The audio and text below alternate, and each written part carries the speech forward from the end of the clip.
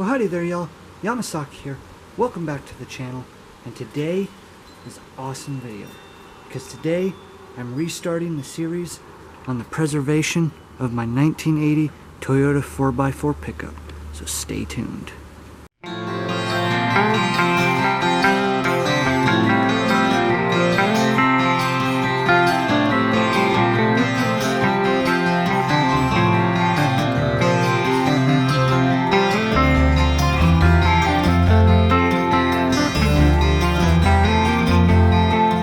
So for those of you that have been with me since the glory days of the Yamasaki show, some of you might remember my little video series on my 1980 Toyota 4x4 pickup. And that was a couple years ago, but the bed and the chassis are all over there. We have the cab over here, and it was just a good enough of a day today that we have been Herculining the inside of the cab. We have barely any rust to deal with. No rust in these corners here. There was a little bit of rust over there, and you can kind of just barely see right. I'll actually go over there, but you can see more prominently right here where I put some epoxy. It was just starting to rust, so there's no hole at all where they usually rust, as you can see, which is really rare to find on these trucks. I'll go over here and show you the other side. This one was a little bit more rusty, so we just did, you can actually see right there is the big patch, just some fiberglass cloth and a little bit of fiberglass epoxy, and it's all good to go. But this is the first coat that we have on here. Takes about an hour and a half to dry. I just put on this part. There's a big square here with the original paint, but my dad said to just go over it, so I did that. But this paint's so good in here that a lot of it we don't even need to Herculine. Got a lot of the, before I go and show you the product that we're using, got almost everything, all the hooks and like places right here where there's threads, where there's bolts that thread into the body go. Hooks for wiring, you know, just covered all that just to make sure that none of this stuff got in there and screwed up the threads or anything. So yeah, this is the first coat. It takes about an hour and a half to dry, like I said, so just waiting on that. The product that we're using, at least for the inside of the bed, is this stuff called Herculiner, and it's just truck bed liner. You just stir it, and you, in the spots where there's corners and like under these seat braces, seat mounts here, I had to use a brush, and you don't brush it, you actually blot it. So you just tap wherever you need to, like I did over here in this corner, on these ridges here, of course under here, spots right here, anywhere where the roller that it came with, right there, can't get to. And then once that's done, once we seal up the inside, we're going to use this stuff called undercoat, and that's going to go on the underside, which I'll show you. It's already been undercoated once, probably by the original factory that built this truck. Most of it is still there, but we're just going to go over it and make sure it doesn't ever rust for, well, as long as I keep it, which that'll be till the day I die, because if anybody out there has an old 1980 Toyota, or people who know about them, everybody knows that a 1980 Toyota 4x4 pickup is one of the greatest trucks ever made. Like I said, it's an 80, so it's the first year of the first generation 4x4 body. We're going to end up putting a 5-speed transmission in it with a dual transfer case. We've decided that we're going to put a dual transfer case in it. Make this thing crawl up just about anything I'll take it on. like I said, this will be the main project for this winter. Fall is here. You can see there's a crap ton of leaves falling around here. That is because it is fall season and winter is just around the corner. So that's it for the truck, or at least for the cab that I have to show you. So we're making progress. Once my dad gets his Honda Accord out there, we're gonna bring this in there and work on it, work on the dash and all the electronics and components. I'll go ahead and show you the bed and the chassis, which I did get done a couple years ago. Like I said, during the Yamasaki show, I had videos made on the progress that we did on it. It's just sitting over here. No engine, no transmission. It has been clear coated. The paint was in such good condition that we just decided to clear coat it. As you can see, no rust whatsoever, which is a beautiful thing. This is what the Herculiner ends up looking like after it's all done and dried. It's kind of got a rubbery feel to it, but we did it all along on the inside of my bed here. On the underside, like I said, we undercoated it. We also undercoated the skid plate under the gas tank, the bottom of the gas tank, and I think that's everything that we undercoated, at least under here. We're not putting a body or a lift kit on it. We already have made our own 2-inch body lift with these 2-inch in diameter UHMW pieces of plastic. They're really heavy duty, really lightweight. We just put them right there.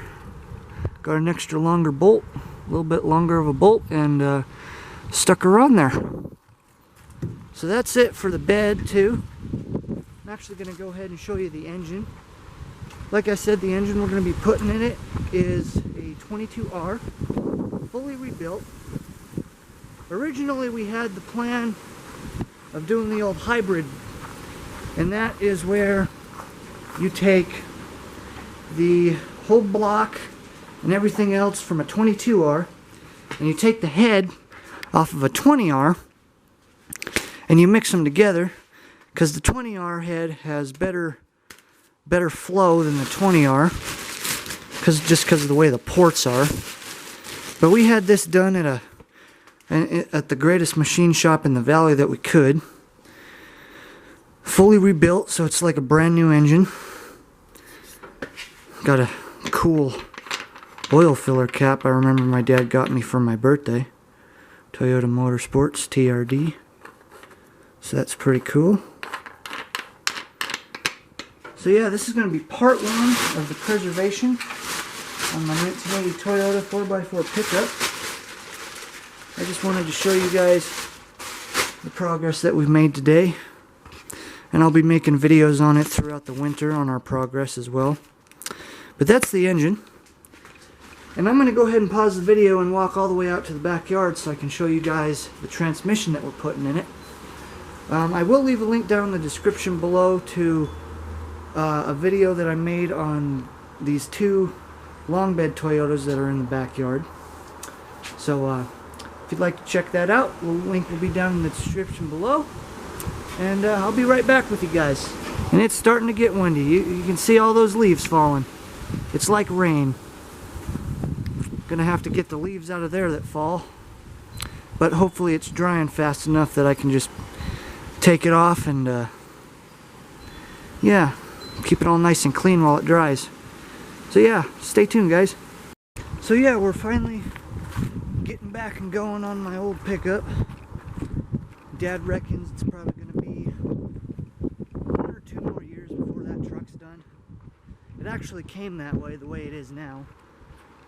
It actually did have a 4-speed transmission and a 20R engine in it. It's sitting in the shed. But we're just going to use all the best components that Toyota made for these early 80s pickups and put them onto one pickup and make the best pickup you can. So there's that blue one that I showed you. This is the SR5. That engine that I showed you is what was in this thing. And there's nothing in here. Looks like the birds have vacated the premises since I last checked up on them, which was a very long time ago. But that is the transmission right there. 5-speed, like I said. We are not sure if we're going to use that power steering pump right there. We are planning on putting power steering in that thing too. We have 2 power steering pumps, but we're not so sure on which one we're going to use because they're both different. But as you can see, this thing's been stripped mostly, except the dash and a few other things. There's the transmission. It's almost unbolted, just held on probably by that cross member that holds it up on its belly. But as you can see on these old Toyotas, that is usually what you get with a pickup, with one of these pickups. And in the back there, looks like, yeah, you can kind of see some rust right there forming. But you can see right through the floor. And on the other side too. And then, as for the beds, is where they commonly rust. You can see right here, just right above the wheel well, you get little rust patches, and it just starts to eat away your bed. It's weird too. I was looking at videos on YouTube as well of I can't remember what it was, but it was some sort of pickup, kind of had the same rust issue. I think it actually was a Toyota, but they cut this whole section out, which is weirdly placed right where this wheel well is, like right where it connects to the bed right there. And they just patched it, or they welded it on, and then they bonded it and did whatever they did. It takes a lot of work to repair something like this, but if you really want to make a good truck, you got to take your time and do it right. But yeah, so transmission's coming out of that. Not sure when we're gonna get it out of there. Like I said, it's only held on by a few bolts, so it shouldn't be too hard. Just got to pull it out of its spot, get it to level ground, put a jack under it, get the transmission out there, bolt it onto the engine, put the engine and the transmission in the chassis. That's how we're going to do it. We're actually going to put the transmission and the engine on the chassis before we put the cab on. That way everything is right there and we don't have to fight around all the corners and stuff that the cab has to offer. I'm going to go ahead and show you guys the engine and the transmission that was in my truck originally. Just over here at the shed. Yep, fall's coming, guys. Got most of the lawn tractors over there, all tarped up for the winter. Right here's the engine. Let's go ahead and get this 1930 Oakland V8 head off of here. Heavy duty cast iron right there. But right here is the original engine and transmission that was in my truck. Like I said, 20R with a 4-speed, 4 on the floor. Still works pretty good. We got a crap load of other Toyota parts lying around. I'll go ahead and give you just a sneak peek. But we got Toyota parts for days in here. Manifold shield. Another transmission right there. There's a transfer case up there.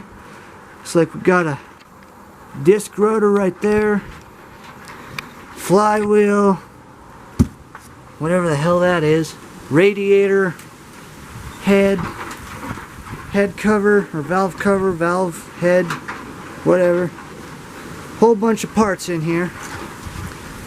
It's where we keep our parts for now until we get this place cleaned up a little bit more. That's what we've been doing all summer, is just cleaning up the property, which is good.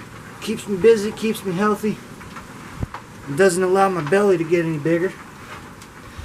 But yeah, let's go ahead and check on the truck here, see how it's doing, see if we got any more leaf intruders in the cab. Can't have that.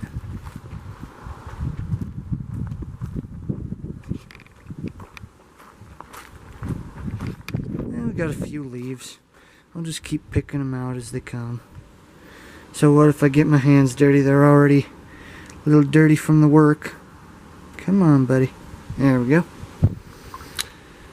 But yeah, it's finally coming along. Won't have to worry about, damn it, get the hell out of there. Come on, bruh. Yep, don't have to worry about rust for a while, that's for sure. The guy that actually, that we bought this from, like I said, it came this way. It's because it needed a simple valve job, and he decided he was going to cut the frame in half and turn the bed into a trailer. Luckily, we had a wrecked long bed, another long bed like the other two in the backyard, that we traded to help him build. So we traded labor and helped him build a trailer out of one of the old trucks in the backyard. And we got all this, plus a whole bunch of other parts. So we're just going to build me a nice truck out of this thing. Between that and my 3rd Gen 4Runner over there, I'm pretty sure I'm never going to have to buy another vehicle in my life unless I want to.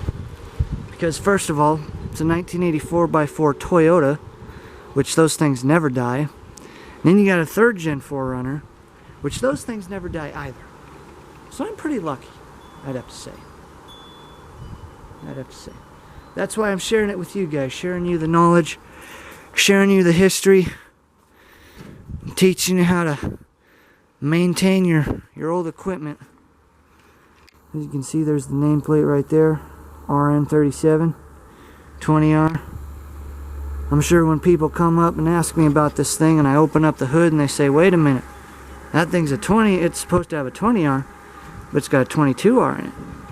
That's right. That's right. Well guys, I hope you enjoyed this video. Just don't forget to like, subscribe, comment for more content. Yamasaki out. See y'all later. Before we leave, let's see if the daughters want to say anything. You want to say anything, Holly, to the viewers?